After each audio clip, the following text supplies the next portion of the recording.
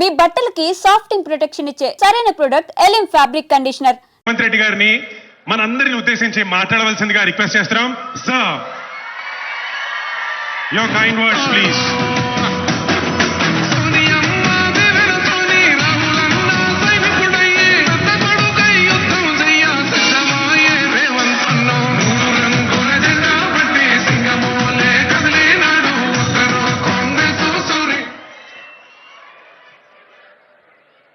అంతర్జాతీయ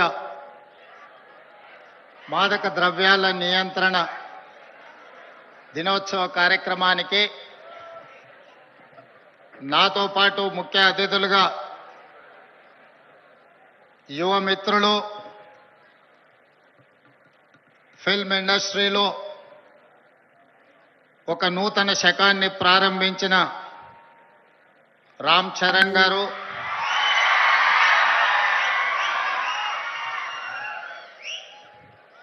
అదేవిధంగా ఏ background movie ఇండస్ట్రీలో లేకపోయినా కష్టపడితే రాణించవచ్చు అని నిరూపించిన మరో యువమిత్రులు విజయ్ దేవరకొండ గారు,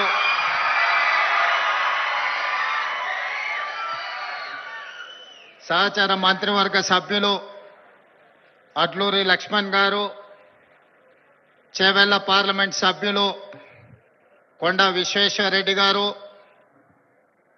రాజ్యసభ సభ్యులు అనిల్ కుమార్ యాదవ్ గారు, film development corporation chairman Venkataramana Reddy, మనందరం గౌరవంగా పిలుచుకునే దిల్ రాజు గారు, అదేవిధంగా Telangana police department DGP Jitender గారు, Telangana anti narcotics bureau DG Sandeep Shandilya గారు, ఇతర పోలీస్ ఉన్నతాధికారులు,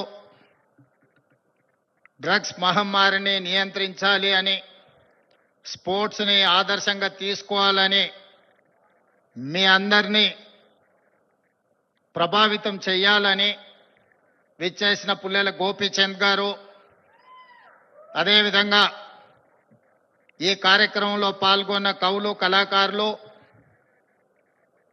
వందలాది మా యువమిత్రులందరికీ కూడా మనస్ఫూర్తిగా తెలంగాణ రాష్ట్ర ముఖ్యమంత్రిగా స్వాగతం పలుకుతున్నా. మిత్రులారా, ఈ ప్రాంతానికి, ఈ ప్రజలకు ఒక గొప్ప చరిత్ర ఉన్నది. ఆనాటి కొమరం భీముడు, రామ్జీ గోండు నుంచి మొదలు పెడితే మలితరం తెలంగాణ ఉద్యమంలో నిజాంలకు, రజాకర్లకు వ్యతిరేకంగా పోరాటం చేసిన చాకలి ఐలమ్మ, దొడ్డి కొమరయ్య, అదేవిధంగా సర్దార్ సర్వాయి లాంటి పోరాట యోధులు ఈ తెలంగాణ ప్రాంతానికి ఒక స్ఫూర్తి. ఇంతకుముందు అక్కడ ఒక యువమిత్రుడు గుర్తు చేస్తున్నారు. మన్యం వీరుడు అల్లూరి సీతారామరాజు నుంచి మొదలు పెడితే నల్లమల వీరుడు కొమరం భీముడు వరకు ఈ ప్రాంతం ఒకనాడు జల్ జమీన్ జంగల్ కోసం పోరాటం చేస్తే మలితరంలో భూమి కోసం, భుక్తి కోసం, విముక్తి కోసం జరిగిన పోరాటాలు ఈ ప్రాంతంలో ఎక్కడ చూసినా మీకు కనిపిస్తాయి. ఇవాళ మీరు ఎక్కడికి వెళ్ళినా, అది ఆదిలాబాద్ కావచ్చు, వరంగల్ కావచ్చు, నల్లగొండ కావచ్చు, లేదా నల్లమల అడవి కావచ్చు, మన ప్రాంతం, మన ప్రజలు ఒక పోరాటానికి స్ఫూర్తినిచ్చిన వాళ్ళు. ఆ పోరాట స్ఫూర్తి నుంచి వచ్చిన ఉద్యమమే తెలంగాణ ఉద్యమం. ఈ తెలంగాణ ఉద్యమం ఆనాడు విద్యార్థుల నుంచి మొదలై తెలంగాణ రాష్ట్రాన్ని సాధించే వరకు విశ్రమించలేదు. ఆనాటి యూనివర్సిటీలు, కళాశాలలు ఉద్యమ వేదికలై ఉస్మానియా యూనివర్సిటీ, కాకతీయ యూనివర్సిటీల నుంచి మొదలు పెడితే తెలంగాణ నలుమూలల 4 కోట్ల మంది తెలంగాణ ఉద్యమంలో ముందు బాగానే నిలబడి దేశానికే కాదు ప్రపంచానికి ఒక స్ఫూర్తినిచ్చి మేము అనుకున్న ఆకాంక్ష నెరవేర్చుకునే వరకు మేము విశ్రమించము, మా రాష్ట్రాన్ని మేము సాధించుకుంటాము అని చెప్పి ఒక ఉద్యమ స్ఫూర్తిని నింపి ఇవాళ తెలంగాణ రాష్ట్రాన్ని సాధించుకొని 11 సంవత్సరాలు పూర్తి చేసుకుంటున్న సందర్భంలో ఉద్యమ స్ఫూర్తితో ముందుకు వెళ్లాల్సిన తెలంగాణ రాష్ట్రం ఈరోజు డ్రగ్స్ మహమ్మారికి బలి అవుతున్నది అని అంటే ఇది ఎంతో బాధపడవలసిన సందర్భము. మనందరం ఆలోచన చేయాల్సిన సందర్భం. మిత్రులారా, ఒకనాడు తెలంగాణ గడ్డ ఉద్యమాలకు వేదిక అయితే ఈనాడు ఇదే తెలంగాణ ప్రాంతం గంజాయికో డ్రగ్స్కో వేదికగా మారితే ఇది మనకు అవమానమా, ఇది మనకు ఆత్మగౌరవమా? ఒకసారి ఆలోచన చేయండి.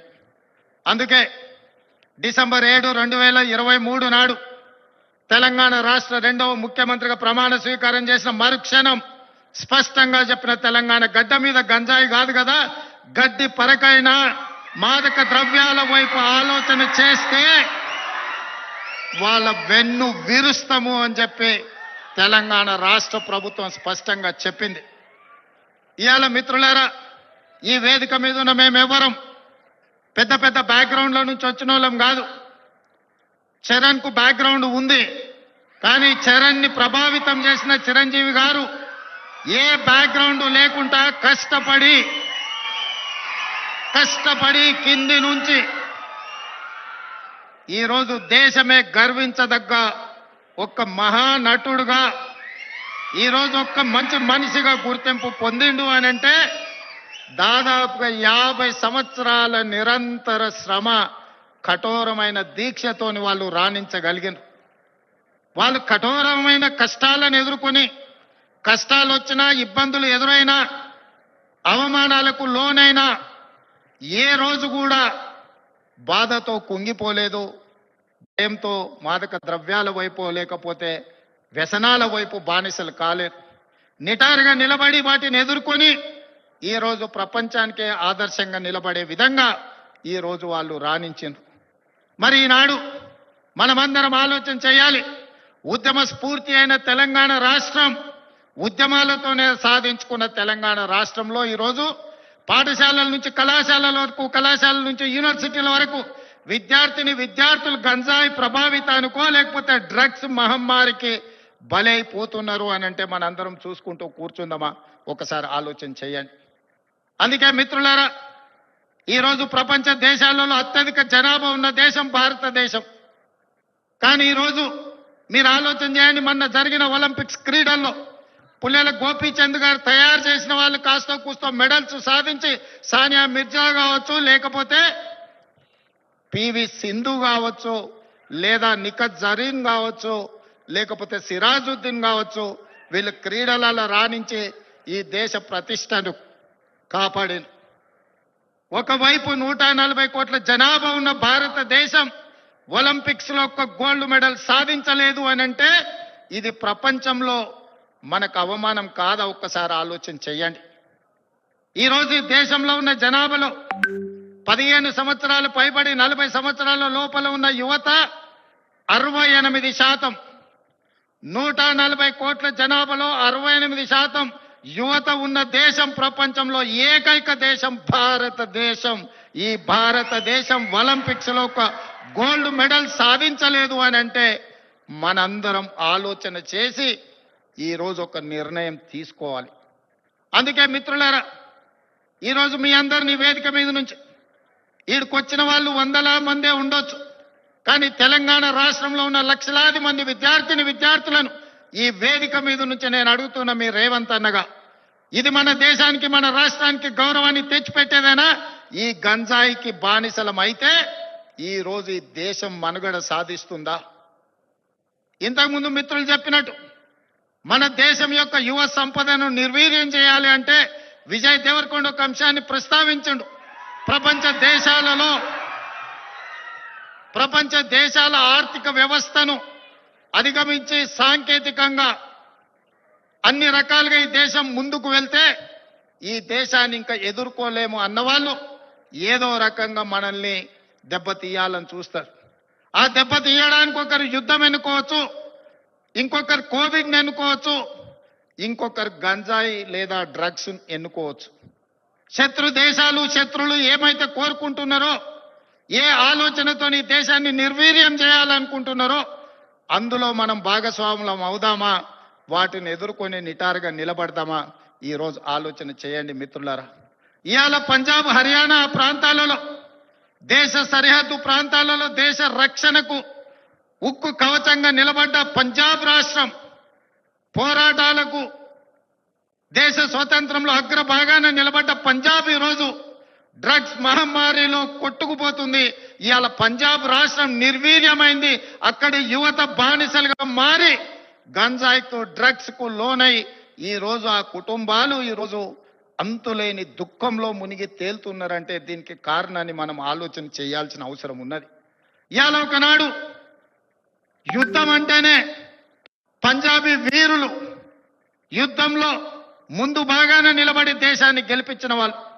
ఈ రోజు మరి అలాంటి వీరులున్న పంజాబ్ రాష్ట్రం నిర్వీర్యమైపోయి అక్కడి యువత గంజాయి డ్రగ్స్ కి బానిసలు అవుతున్నారు అని అంటే ఇది ఎంత వేగంగా మనల్ని కబలిస్తుందో ఒక్కసారి ఆలోచన చేయండి. అందుకే డిసెంబర్ 7, 2023 నాడు బాధ్యత చేపట్టిన తర్వాత ఉన్నతాధికారులను, మా మంత్రివర్గ సహచరులను సమీక్షకు పిలిచి స్పష్టమైన ఆదేశాలు ఇచ్చిన. ఈ రాష్ట్ర సరిహద్దుల్లో ఎవరైనా కాలు పెట్టాలి అనంటే 100 సార్లు ఆలోచన చెయ్యాలి. ఈ ప్రాంతంలో అడుగు పెడితే తిరిగి పోము. అది గంజాయి అయినా, అది డ్రగ్స్ అయినా, ఇంకే రకమైన మాదక ద్రవ్యాలు తెలంగాణ సరిహద్దులను దాటనివ్వద్దు. అవసరమైతే సరిహద్దులు దాటి వాళ్ళ వెన్ను విర్చాలి అని చెప్పి ఈరోజు నేను మా అధికారులకు ఆదేశాలు ఇచ్చిన.